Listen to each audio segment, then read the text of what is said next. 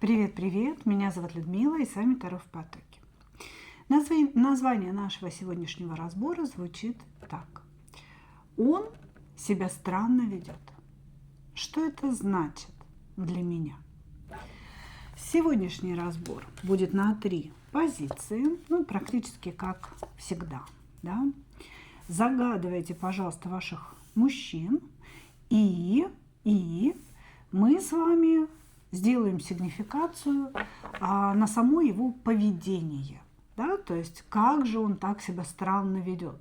Что изменилось в ваших отношениях, что изменилось в его поведении. Значит, после того, как мы это определим, если ситуация с вами совпала, вы смотрите дальше. Что это значит для вас? И после этого возьмем, конечно же, совет, да, как вам реагировать, что вам сделать в данной ситуации. Итак, троечки, двоечки идут у нас в ожидание. Мы начинаем с единичек. Он себя странно ведет. Угу. Что же это значит? Первое, мне говорят о том, что ваши отношения как-то связаны с работой, или это ваш клиент, или вы коллеги, или это вы его клиент, так или иначе, да. Вот. Но эти отношения, они вообще сформировались где-то на работе. Вот. Значит, как он себя стал вести, что вас настораживает? Здесь говорится, что мужчина проявлял заинтересованность в вашу сторону, проявил себя как жезловый король. Возможно, он вас куда-то пригласил. Может быть, здесь вообще такое явное завоевание с его стороны присутствовало.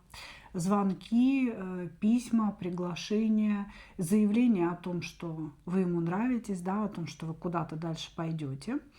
Вот. Значит, сейчас после вот таких проявлений произошло внезапное снижение интереса, я бы так сказала. У кого-то здесь будет, что человек даже признался вам в любви, признался, что он скучает, что он хочет видеться почаще, что он хотел бы какого-то развития отношений. Да? То есть здесь идет такое ощущение, что между вами только завязались отношения, да, или, быть может, вы были там коллегами или знакомыми какое-то время, и вот сами отношения любовного характера, они только-только начали формироваться, да, вот, значит, и мужчина проявлялся к вам, интересовался, пробовал вас завоевать, говоря о том, как вы прекрасны, какая вы звезда, там и так далее. Вот. И сейчас все. Нет никаких предложений о встречах, нет никаких сообщений. Да.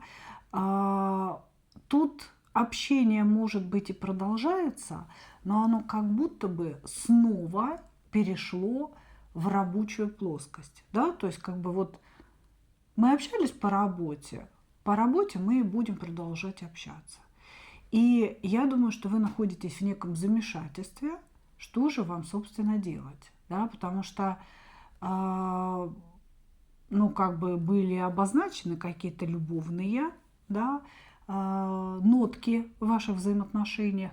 Как вам себя дальше вести? То ли вам поговорить с этим человеком, выяснить все, да, то ли оставить как есть и вести себя просто как коллега, к примеру. Да?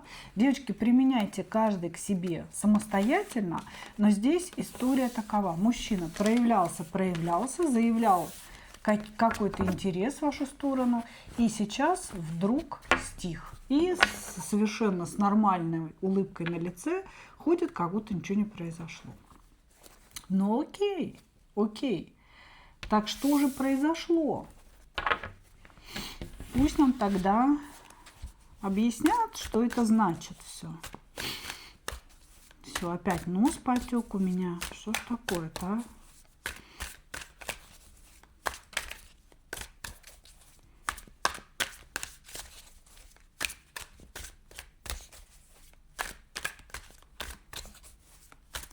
Что это значит?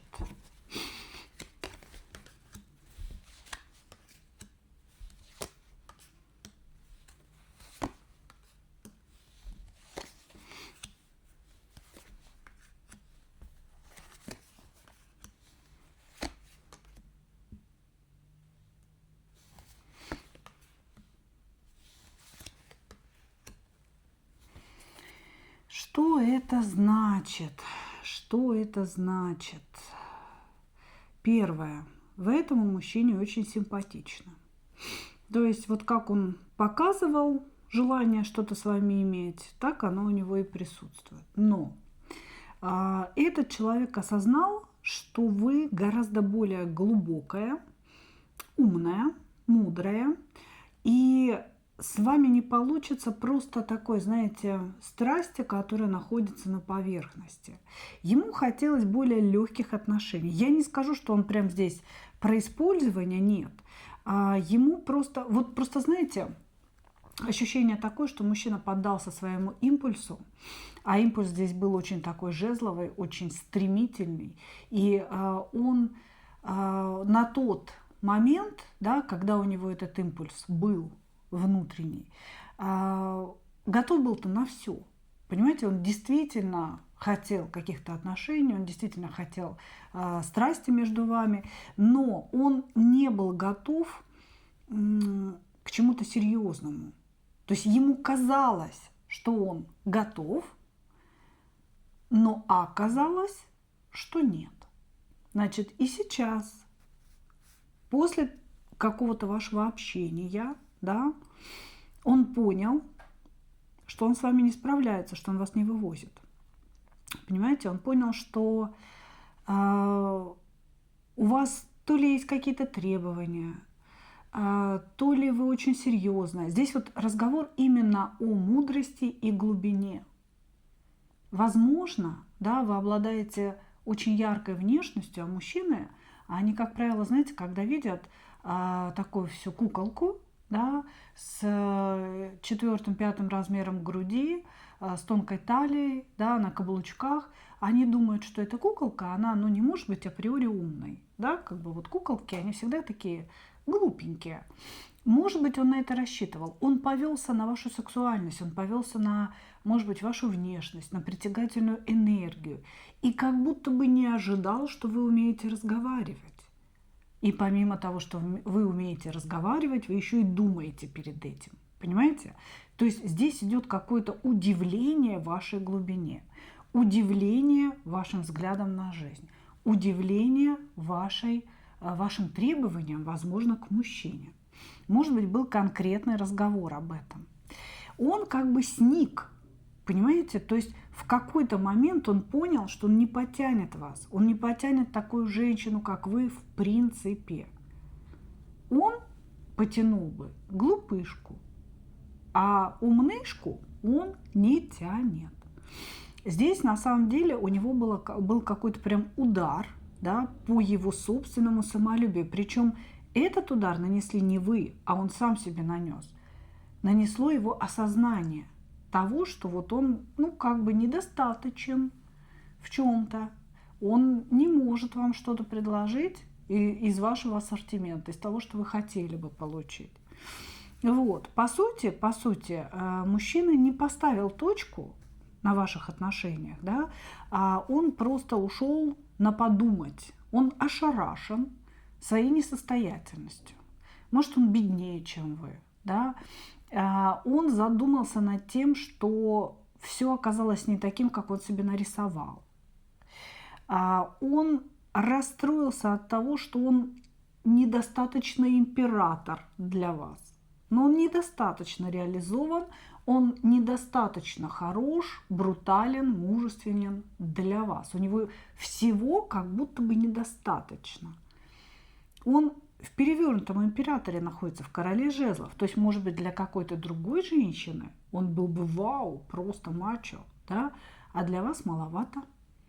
Вы более реализованы, вы более самодостаточны. И любому мужчине хочется быть мужиком прежде всего, да? Он здесь рядом с вами не может быть мужиком, не может быть императором. И он говорит, что это очень сильно разбивает его сердце. К тому же здесь у нас присутствует треугольник, возможно, с вашей стороны. Может быть, вы замужем, и у вас есть муж, который обеспечивает вас, обеспечивает ваше безбедное существование. Он как будто бы не может с ним тягаться. Понимаете? То есть он как бы, он себя с кем-то сравнивает. Тут идет момент сравнения, или он сравнивает себя, просто здесь не показан конкретно ваш муж, или он сравнивает себя с вашим мужем, который круче, чем он, или, если треугольник с его стороны, он думает, что, ну вот для моей жены достаточно же того, что я зарабатываю, достаточно вот того, что я для нее делаю время от времени. А вот для этой женщины, да, блин, нужно больше. То есть здесь идет в контексте треугольника некое сравнение у него в голове. Поэтому какой вывод мы с вами можем сделать? Парню вы очень сильно нравитесь. У него есть сильные сексуальные позывы в вашу сторону, да? Фантазии, желания и так далее. Он даже подвлюбленный здесь в вас, но он реально понимает, что вы не будете его почитать как господина своего. Вы более самодостаточная, чем он. Чтобы вас завоевать, чтобы получить от вас максимум, да, нужно действительно иметь серьезные намерения и серьезные вложения. И этого он испугался. И пока он отошел на подумать, пока он отошел на вот в такие энергии, да, что я подумаю об этом завтра. Сейчас я должен немножечко выдохнуть, да, смогу, не смогу, я хочу проверить, будет ли меня сильно к ней тянуть. Вот. Поэтому он отошел на подумать. Ну, вы, я думаю, тоже должны подумать здесь хорошенько. Если мужчина так поступает в начале отношений, да, то что ж там будет дальше-то? Совет для вас. Совет для вас. Ну, совет для вас – это отменить свои планы. У вас уже возникли в голове какие-то планы на него. Вы уже напридумывали, что между вами, скорее всего, любовь, что это ваш человек, что вот что что-то начало такое завязываться, получаться, как интересно, да, он готов вкладываться, он же хотел меня завоевать. Вот. Здесь все это нужно перечеркнуть, да, не поставить на паузу, перечеркнуть. Все, что вы себе, простите, напридумывали про это, что происходит, все, что вы напридумывали про этого человека, не является истиной. Основное слово здесь напридумывали. Вы себе человека дорисовали, вы себе додумали его и решили, что он такой и есть. На самом деле это не так. Здесь нужно отменить планы на него, понять, что он вам не принадлежит, и понять, к сожалению, да, что сказка, которую вы нарисовали, это нарисованная сказка. И что же тогда дальше будет у нас? А дальше он так и будет себя вести на самом деле. Он будет делать один шаг к вам и 10 шагов назад. Понимаете? Тут вопрос только в вас. Что вы хотите от этих отношений получить, на что вы рассчитываете, да? И, собственно, как вы видите этого мужчину. Он ровно такой, вот как нам описали его внутреннее состояние, почему он стал себя так вести. Да, здесь опять перевернутый император, здесь опять король мечей. То есть он стал думать о том, что он не заслуживает, о том, что он не потянет, о том, что он не сможет. Но по большому счету это говорит о чем? Я не хочу этого делать. Я не хочу заслуживать эту женщину. Я не хочу добиваться, я не хочу расти ради нее. Вот и все. Думайте сами, решайте сами, как вам с ним поступить. Благодарю вас. Двоечки.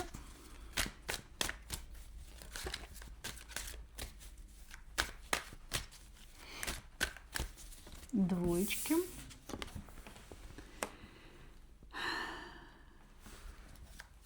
Его поведение, да? Почему он так себя ведет? Он здесь вам сообщил о каком-то решении, которую он принял. Ну, решение о том, что ваши отношения идут в прошлое.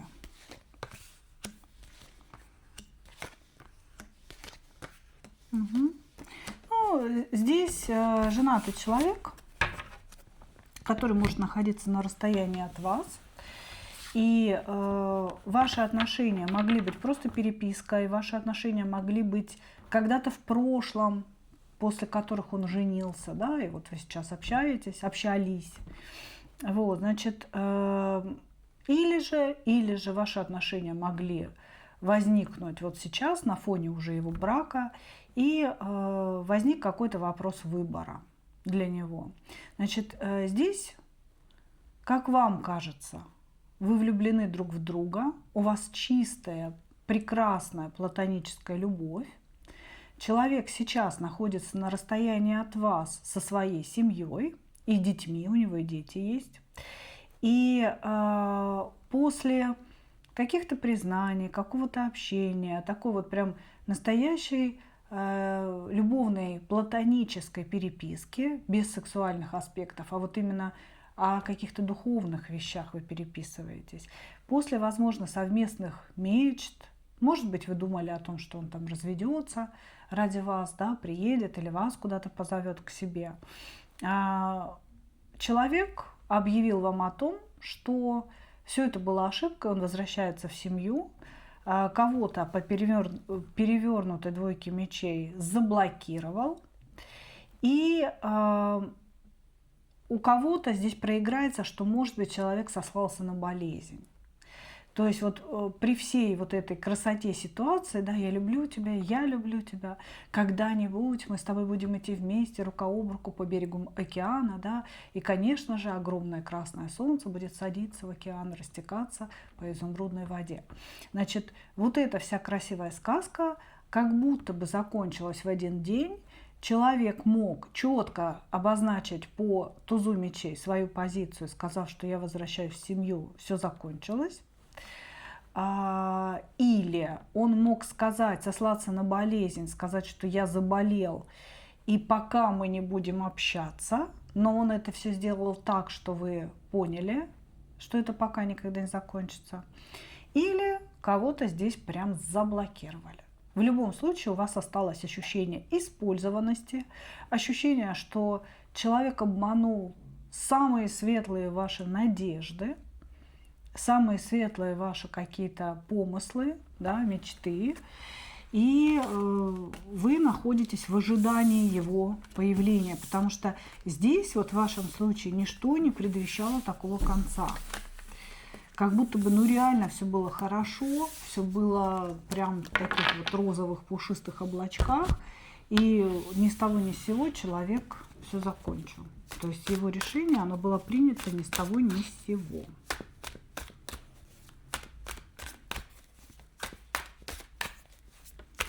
Давайте посмотрим, что, собственно говоря, произошло, что это значит, да, его поведение.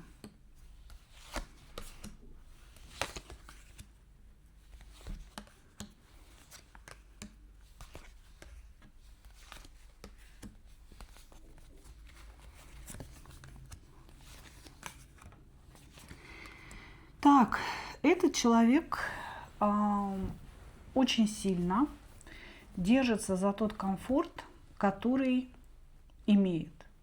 Он действительно имеет такой серьезный комфорт. Его семья, его жена, его дом, все это для него безмерно важно.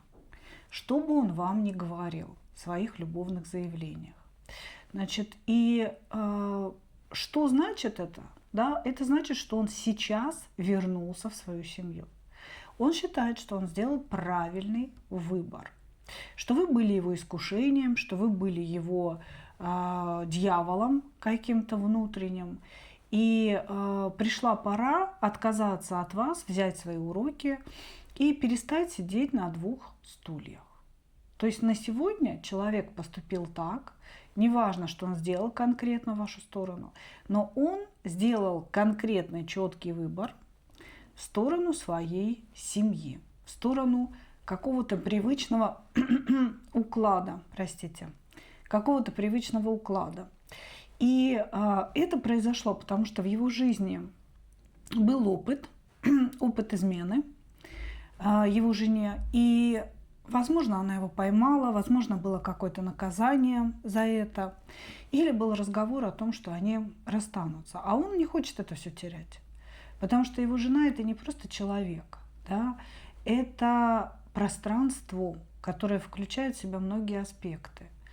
И ее как человека, и ее как женщину, и ее как мать детей, и дом, и самих детей, и родственников, и кучу праздников, которые они справляют вместе, какие-то традиции, да. То есть все это есть его семья и есть его жена.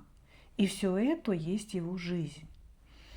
И несмотря на то, что эмоциональной составляющей там мало, да, то есть там в основном пентаклевая составляющая, основа какая-то жизненная, да, несмотря на это, он предпочтет вот эту стабильность, предпочтет уверенность в завтрашнем дне любым чувствам, которые у него могут быть к вам, например. Понимаете? То есть здесь мужчина принял решение о возвращении в семью. Он считает, что он прав, что он повелся на некое искушение, что его страсть, его стремление и эмоции в вашу сторону не доведут его до добра, что он типа вовремя остановился, потому что он начал очень сильно стремиться к вам. Здесь человек испытывал к вам очень сильную, но он до сих пор испытывает сильную страсть, желание видеть вас все чаще, прикасаться к вам, у него появилось желание, несмотря на расстояние, да, то есть ему захотелось сократить расстояние, увидеться, прикоснуться к вам, понюхать вас, да, вот там запах вашего тела ощутить. Его желания нарастали очень сильно, и он испугался, что наступит такой момент, когда он не сможет сопротивляться своим желаниям и приедет к вам или вызовет вас к себе. И об этом узнает его жена, и все будет кончено там. Он буквально стоял, вот знаете, перед выбором, потеряет все, что у него уже создано, да, в угоду этим эмоциям, или остановиться сейчас, пережив какую-то травму, тоже психологическую, но вот поставить на этом точку. Вот, значит, и человек поставил точку. Но что мне хочется сказать для вас из того, что я вижу дальше? Это точка временное явление, мои дорогие. Дело в том, что вы очень сильно маните этого человека, и он сам не понимает, почему. У вас есть какая-то уникальная энергия, да, для кого-то это будет ведьминская энергия, которая человека к себе притягивает, которая человека буквально, знаете, вот как-то будоражит изнутри. Он ее так просто из себя не выкинет. Значит, здесь мужчина пытается контролировать эти позывы, пытается контролировать свое стремление к вам, но у него это не получится. Карты сразу говорят, что вот этот его уход, блокировка, принятые какие-то решения, разговор с вами или молчание, все это временное явление. Пройдет какое-то время, они не говорят какое, иначе бы я произнесла это, да? Пройдет какое-то время, и он появится вновь. Появится очень активно, очень явно, страстно, да, соскучившись по вам. И человек будет снова вас завоевывать, потому что, ну, во-первых, между вами какая-то сумасшедшая сексуальная энергия, как будто бы, знаете, вот он вас видит и весь начинает трепетать, или слышит ваш голос, или видит от вас сообщение, и вот просто все фибры души у него начинают трепетать. Вот, значит, здесь человек обязательно вернется. Человек вернется, он скажет, что я любил тебя, я думал о тебе, я здесь как бы умирал от тоски по тебе, давай будем любить друг друга. У него есть чувство к вам. Это очень болезненная любовь, но это можно назвать любовью. И единственное, что этот человек, он как будто бы считает, что вы его к себе приворожили. Понимаете, вот он прям реально не один раз думал о том, что, блин, ведьма приворожила меня, но не могу не думать о ней. Все время хочу ее видеть, все время хочу ее слышать. Вот, поэтому его поведение, оно, да, оно вот такое, обусловлено такими факторами. Но вскоре он вернется. Хорошо. Давайте посмотрим. Совет для вас. Что вам делать?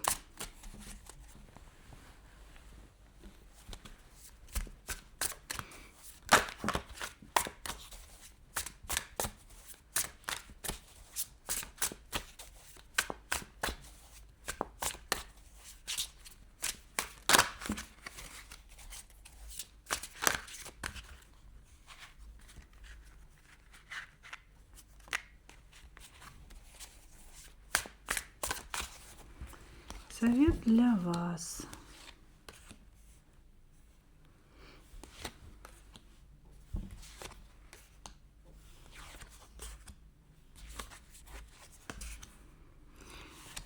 Понимаете, совет здесь звучит таким образом. Все зависит от того, кто для вас этот человек.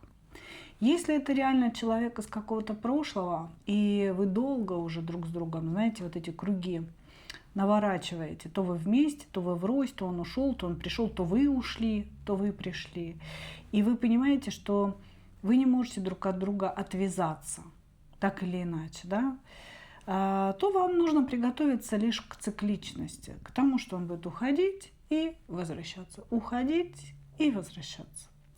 Если же вы, вот эти отношения, они только начались, да, и вот уже он принимает решение куда-то там уйти, вернуться в свою семью, если этот человек не сильно глубоко засел внутрь вас, если вы можете поставить точку, да, просто я вижу, что вы как будто бы не можете. Здесь мне говорят о том, что эти круги, они как будто бы уходят в бесконечность, понимаете? Если вы не можете, то вам нужно просто приготовиться к тому, чтобы идти в цикличность. А если можете, ставьте точку. Ставьте точку. Эти отношения не разовьются никогда и никуда, потому что он не бросит свою семью. Для него важна жена, дети, внуки, да, все зависит от возраста. Если он, допустим, уже зрелый, может, у него и внуки есть. И если не будет жены, то будут дети, внуки, будут обязательства, ему будет стыдно заводить новые отношения, вступать в новый брак. Ваши отношения не выйдут в официальную стадию. Ваши отношения не выйдут во что-то, что можно показать людям. Но если вы не можете его выкинуть из головы, ну, принимайте все так, как есть. А вот если все не слишком глубоко, ставьте точку. Вы должны четко понимать, что ничего не будет, грубо говоря. Благодарю вас. Двигаемся дальше.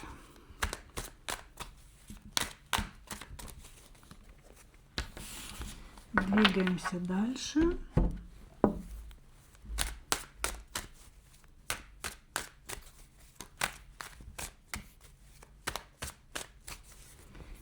Троечки. Как же он себя стал вести? Ну, как император, что ли, недоделанный? Я есть господин твой. Упала быстренько на коленки, да? Как бы. Проси меня, безбожница. Угу. О.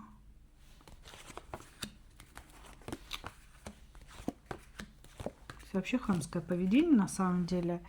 Это может быть какой-то знакомый сайт знакомств. Или там что-то кто-то написал в сети и что-то началось.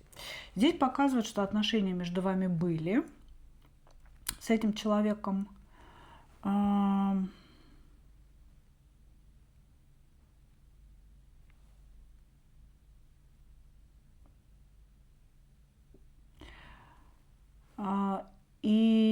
вообще-то,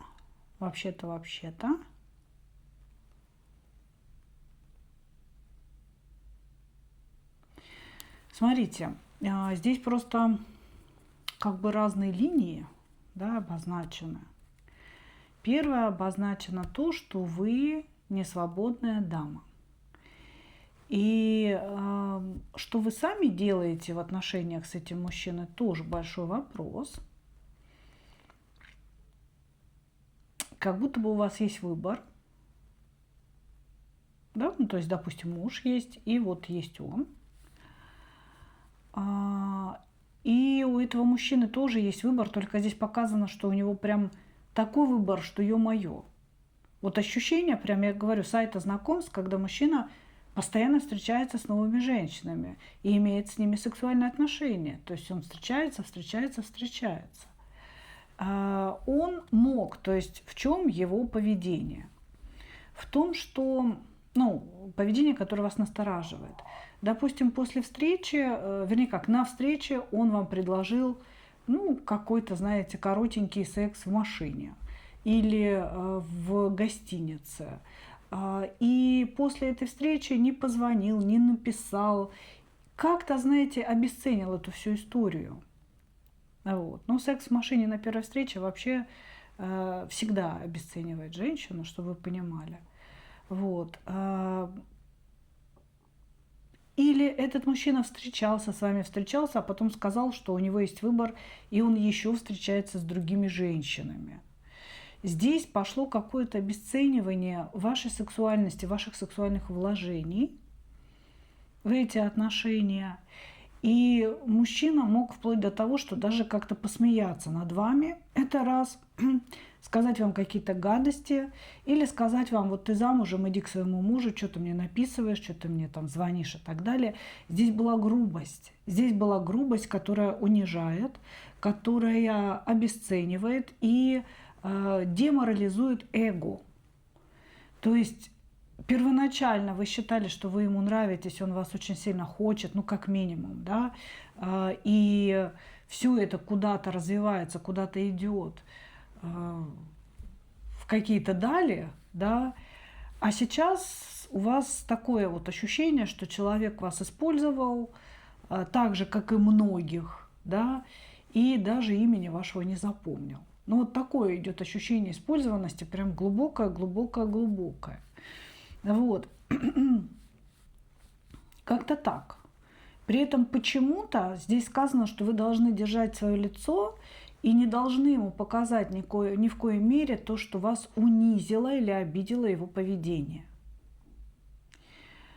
И вот тут на первое место выступает, возможно, ваша несвобода. Если вы замужем, да, то тут как раз вопрос состоит в том, что он вам сказал, что ты же замужем, ты же как бы гуляешь от своего мужа, а почему я не могу гулять от тебя? Вот у меня есть ты, и я пошел к Василисе еще. Что ты хочешь-то от меня? Понимаете, то здесь человек явно показал вам, что он будет гулять, что он гуляет, имеет много партнерш, будет гулять. И как бы это типа нормально, вы это или принимаете, или не принимаете, это ваши проблемы. Очень хамское, грубое поведение. В той или иной степени это было, да, то есть как бы общий расклад. Здесь вообще на самом деле, еще одна линия прослеживается сигнификационная, что вы можете быть женой этого человека, женой, которая видит, что он переписывается с посторонними девушками, что он постоянно уходит куда-то на встречи, что в машине пахнет чужими духами, и какой-то ваш разговор, да, вас полностью обесценил. То есть это может быть ваш муж, который сказал вам о том, что я гуляю и буду гулять, и твоя задача это тихенько борщ мне варить, да, и носочки чистые приносить, и трусы для моих встреч. То есть у кого-то здесь прям жесткая была история. Да, я вот разные моменты обозначила. Вот. У кого-то, если муж могло быть немножко помягче, да, что он отмазывался, говорил, нет, я не гуляю, а потом как бы невзначай сказал, а что, ты ж как бы после родов-то растолстела, посмотри, он как-то обабилась, да, что ж ты вот На твоем месте я бы меня не винил. Вот как-то так это могло быть. Хорошо. Что это значит для вас? Что на самом деле происходит?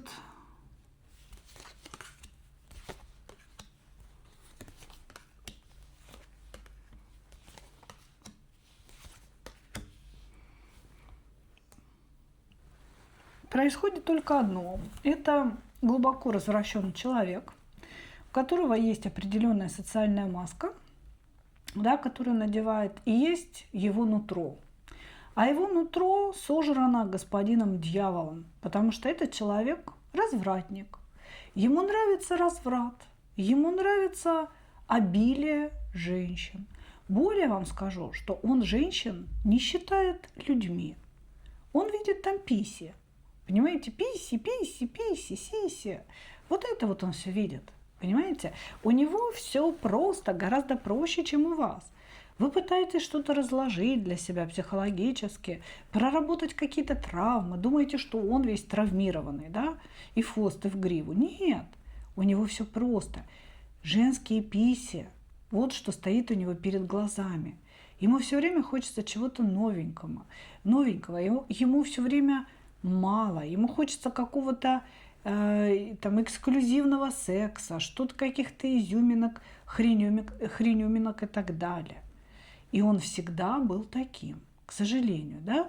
То есть это ваш муж или это ваш какой-то любовник, да, но этому человеку всегда нужно было обилие сексуального контакта.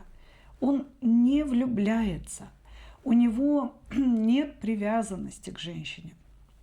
Она просто не возникает, потому что он воспринимает женщину как некое место в ее организме, да, на ее теле, назовем это так.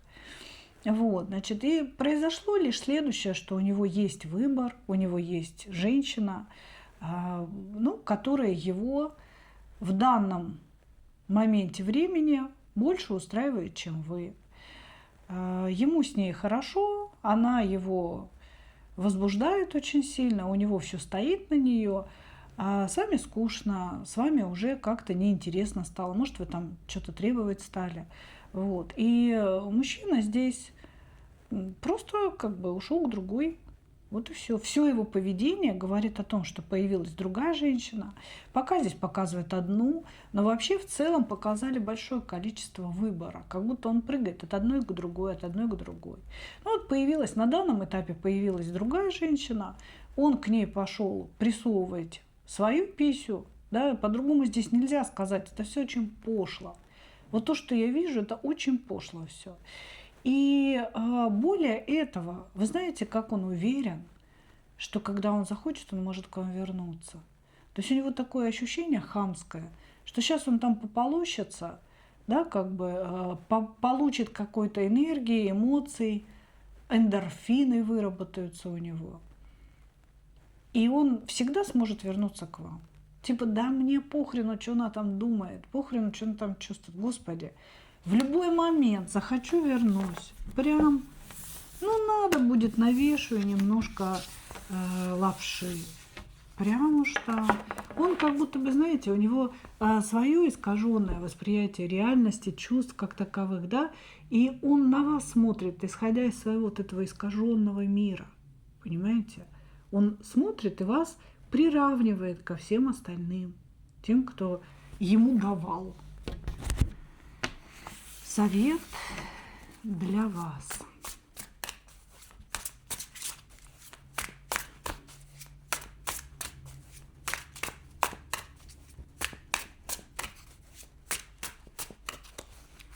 Совет для вас. Не пытайтесь обыграть этого человека. Не пытайтесь получить сатисфакцию. Из вашего ощущения внутреннего у вас есть, такое желание, знаете, сейчас я поиграю в его же игру, и потом его же методами его накажу, и я получу сатисфакцию, я отомщу за себя.